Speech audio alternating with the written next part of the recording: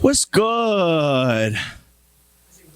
Why is everyone so tired?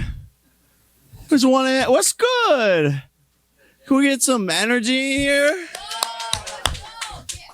This is history right now. Barley House. Congratulations on the win there. Went the full 8 rounds with Tyron Woodley. Just tell me, assess your performance when you're in there. You know, I'm always very hard on myself. I think a true champion is very hard on themselves. You know, I got the W, and I'm happy, but you know, I'm a perfectionist. I'm a knockout artist, and because I didn't get the knockout, I'm just like, damn. But it is what it is. He's one of the greatest welterweights of all time, 5-time UFC champion, and he came game. You know, he knew that this was going to be a war, and he brought that to the table. So I'm very happy. Like I said, he's been fighting 7 times as long as I have. So for me to come in there and have a dominant victory, let's be honest, that wasn't a split decision. What is the judge looking at? You know, I landed 71 punches. He landed 52. So, you know, I learned a lot tonight. First time going past 4 minutes. First time in an 8-round fight. No one's doing 8-round fights at 4 fights in. I just asked as well, obviously we're from the UK, we've got an interesting point of view here. There was an altercation outside in the hallway. Could you just elaborate what your side was and what your opinion on that? Yeah, look, the guy really had nothing to say. You know, he had a, you know, mediocre performance against, you know, my sparring partner. All credit to Anthony Taylor. He's a tough guy. But, you know, Tommy Fury is supposed to be this tough, big, bad guy, legendary bloodline. You know, I got into his face and I let him talk. I don't really have anything to say to him, you know. At the end of the day, I hired him to be here. I gave him an opportunity to shine. I don't really have anything to say to him. I don't really have any bad blood. I just said, yo, like, tell your girl, get out of my DMs. At the end of the day, will we see that fight? I'll run that shit easy. You know, that's an easier fight than Tyron, in my opinion, but who knows? But sorry, but like, people are like, oh, he's a real boxer, fight a real boxer. Okay, maybe let's run it. Okay, real boxer. The real boxer went 4 rounds, right? The real boxer went 4 rounds against someone who was inferior, all due respect to Anthony Taylor, to Tyron Woodley. Jake did tonight what Tommy Fury has not done. So it doesn't really make a lot of sense. Maybe the numbers will come back from Britain. Pay-per-view will be big, and Jake will have interest in it. But until then, it just doesn't make any sense. If he sold a lot of pay-per-views in the UK and we're impressed with the numbers, sure.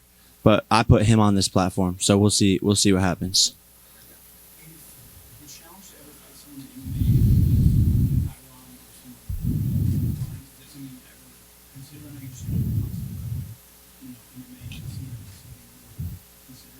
Not right now, man. Shit, I'm just getting warmed up, you know? I'm a boxer at the end of the day. I haven't trained MMA at all. You know, I'm only 4 fights in. Let me prove myself in this sport first.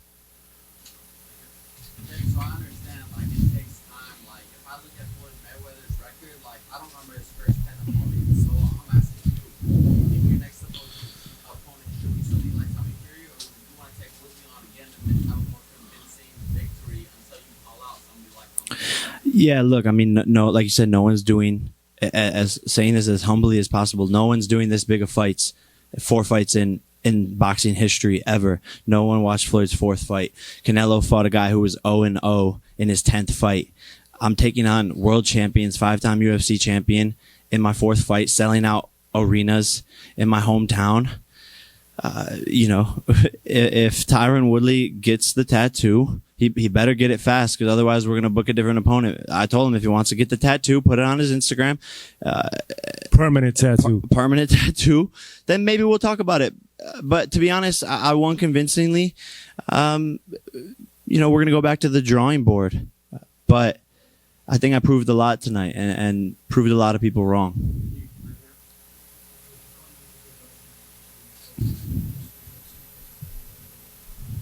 Yeah, look, this is boxing, you know. I hadn't been hit up until that point in any of my fights with 10-ounce gloves. So that's the first time I take a shot with 10-ounce gloves.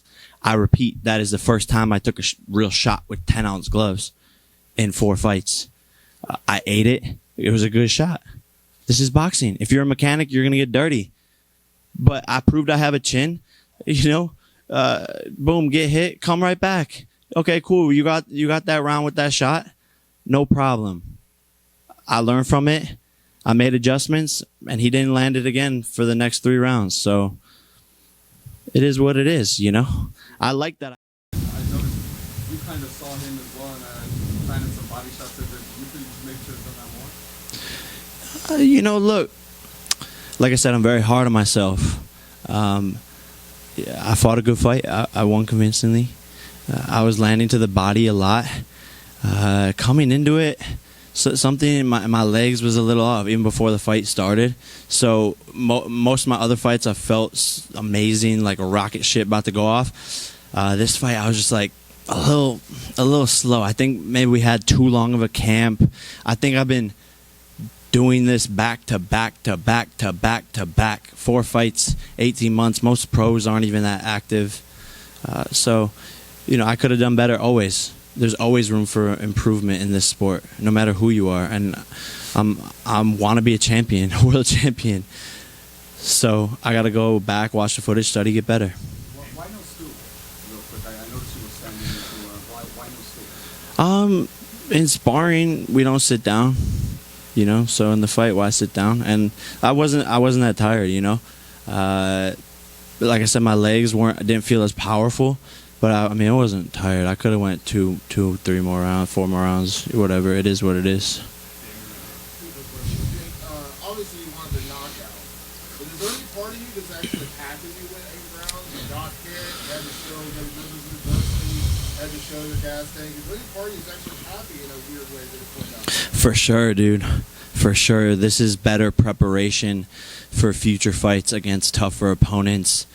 And I've been looking for this experience to get it under my belt. I'm salty because I had a perfect record going. If you count my amateur, I was 4-0 with 4 KOs. Now I'm 5-0 with 4 KOs. So I had a perfect record going, and couldn't live up to that tonight. But he came game. This was a Tyron Woodley that I think was more prepared than any of his last UFC fights. The shots he was taking, I was hitting him, and he was going through that, and I hit hard. But I am happy that I got some experience under my belt, and I've always said that. When am I going to get a fighter to really test me? I passed the test. Obviously, you're amped up in the ring, the tattoo better, everything like that. But you're still young in your career, 4-0. You go ahead and start doing rematches. So do you think at some point you will see Tyron Woodley again, or is there a part of you that feels like you want to put him behind you and move to somebody else? Yeah, we'll see. Part of me wants to put him behind me. I won convincingly. Like I said, the split decision with the judges, to be honest, doesn't make any sense. I landed 71 punches. He landed 52. It's not even close. We'll see. If he gets the tattoo fast, puts it on his Instagram, I might consider it. I would come in, make adjustments with my legs feeling better than they did tonight. And I do think I could do a lot better. I wasn't even landing some of my best punches. Some nights you're on, some nights you're off. This is a peak performance sport. You do everything in camp for one moment. Some days in camp I felt way better than tonight. But some nights when you come in for that peak moment, you're just not everything's there, and it is what it is. I'm not making any excuses. I still won.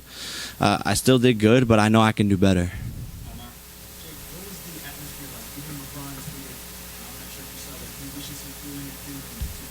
Damn, really? Man, that's crazy. I'm getting teary-eyed. That's sick. Man, like I said, I was in those stands 12 years ago screaming, LeBron, LeBron, LeBron, trying to get him to notice me. So for him to even tweet about this, that's crazy. I'm being really hard on myself, but man, I've accomplished so much in the past 4 fights. No one's doing this, No one's ever done what he's doing in 4 fights. That's unequivocal. Try not to cry. But for him to even tweet that's crazy.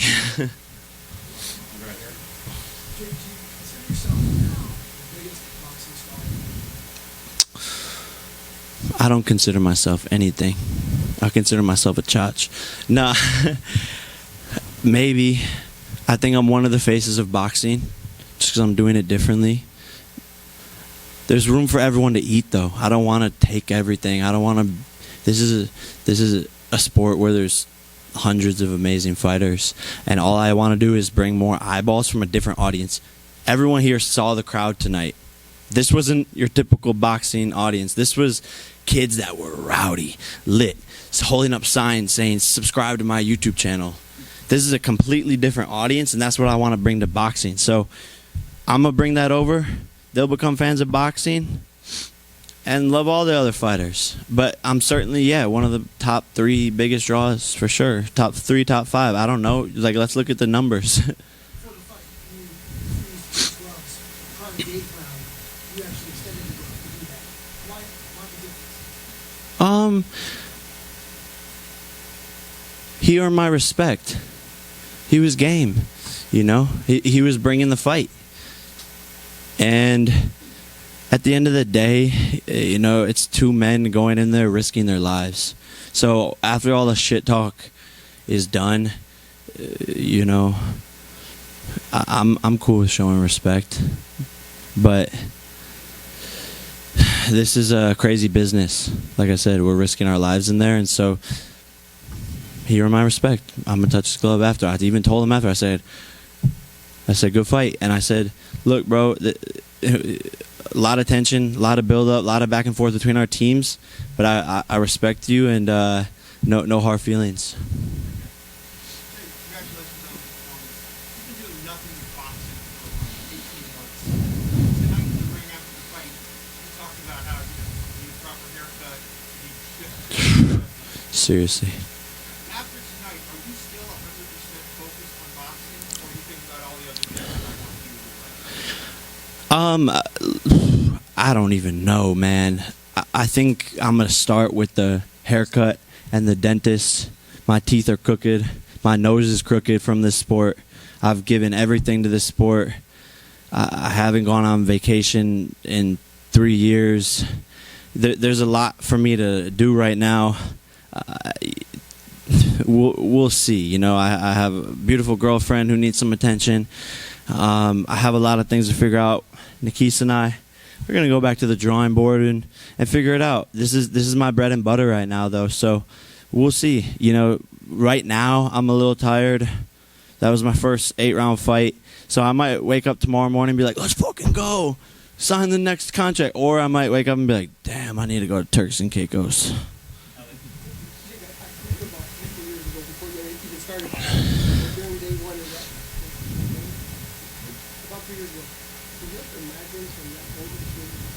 Never. You know, I knew I would be doing great things in this sport, and I knew how bad I wanted this. I just didn't think it would happen this fast. I mean, look at how many fucking cameras. Like, who are these guys filming? You know what I'm saying? This is crazy. So I didn't imagine it to get here this fast. But to be honest, I've surrounded myself with an amazing team. I've put in the work, and this is different. This is what the sport needed. And so when you work hard at something, when you surround yourself with amazing people and you have one focus, you know, really anything is possible, and you can accomplish that. And you know, the sky is the limit. If I'm doing this in my 4th fight, what can I do a couple fights from here? It's shocking to really think about it. I have a saying that I wrote down on my on paper and put it up on my mirror, and it says, think of where you started. Now imagine how far you can go. When I was 16 years old, falling asleep in class, nothing really going for me. I knew there was something else more for me out there.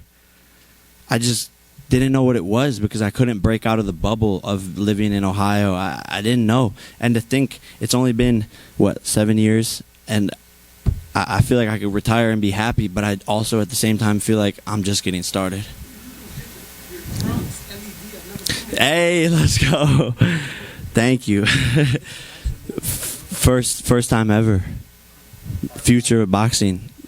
You know, you can't just say it. I gotta be about it, and I wanted to bring something different. We jumped that up and made it happen. yesterday you didn't get his hat. Talk to us about the running one. First and foremost, shout out to you for wearing the Boohoo Man collection, the Problem Child Boohoo Man collection. I like that. The sweatshirts. That's some dope shit right there. BoohooMan.com. Man, I don't know. Everyone tries to be such a macho man in this sport, and I like to just have fun, make jokes, troll, grab cheeks. Jake, in the next fight, are you looking for a challenge or money? I mean, all my fights thus far, I've looked for the challenge. You know, I'm finding out what I'm capable of in these fights. You know, this is how we got here today. I'm always looking for the challenge because me as a businessman, I need a hard opponent who people are going to want to tune in to see. I'm not trying to do small pay-per-views. I'm trying to make history. And all I've done since my first pro fight is increase the level of competition. First pro fight, I'm going up against a guy, the beast from the Middle East. Boom, boom, boom. He's supposed to beat me. Oh, shit. 1 round. Okay, let me fight a real athlete who's supposed to be a dog who can jump 36 inches in the air. Nate Robinson. Okay, I won. Damn, okay, I'm good. Okay, let me fight a champion, a wrestler. You know, maybe he's not the best striker, but he's a real fighter. He could take a shot from Robbie Lawler. Okay, I beat that guy. Boom, now we're at Tyron Woodley, 5-time UFC champion. Wow, I beat him? Okay, damn.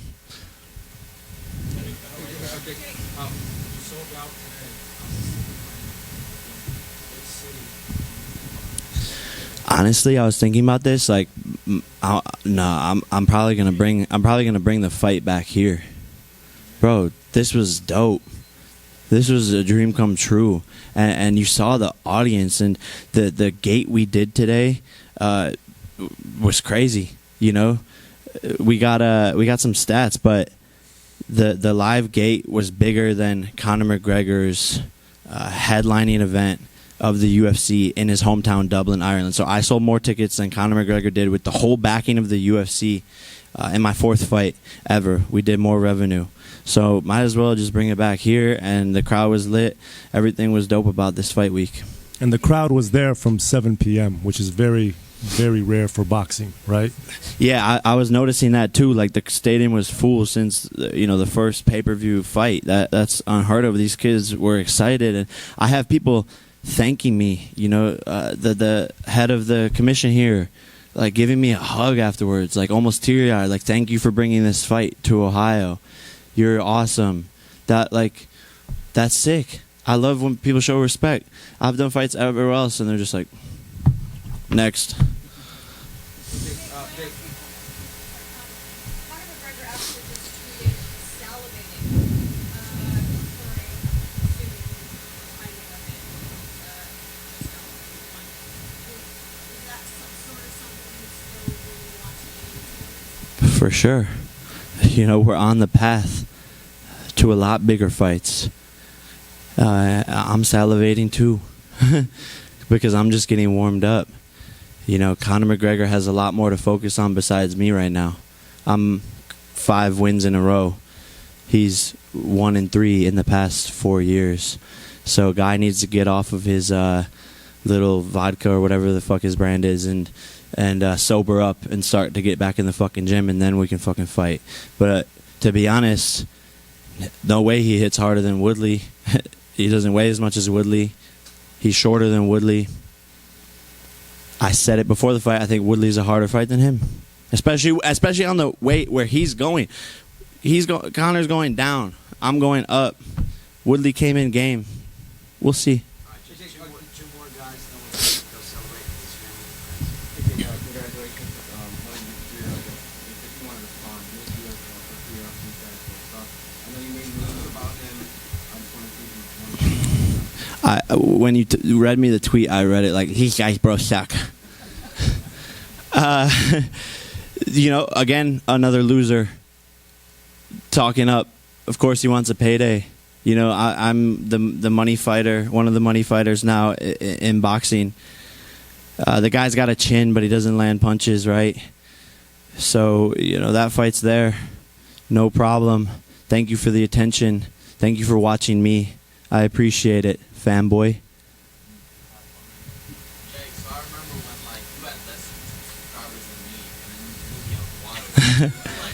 This is a legend. This is a YouTube legend, by the way. Fuzi in the building. This is a legend right here. So if you don't know who he is, he's a YouTube OG GOAT right here. Jake, my question to you is, you feel like the media's putting too much pressure on you?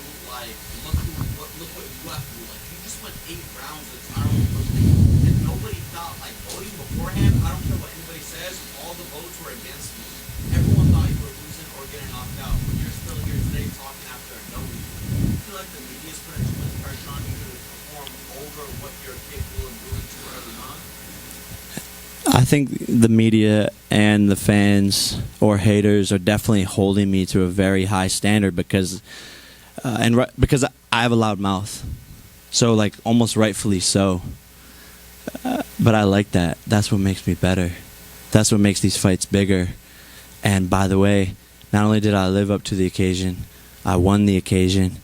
And I have 8 rounds of experience now under my belt.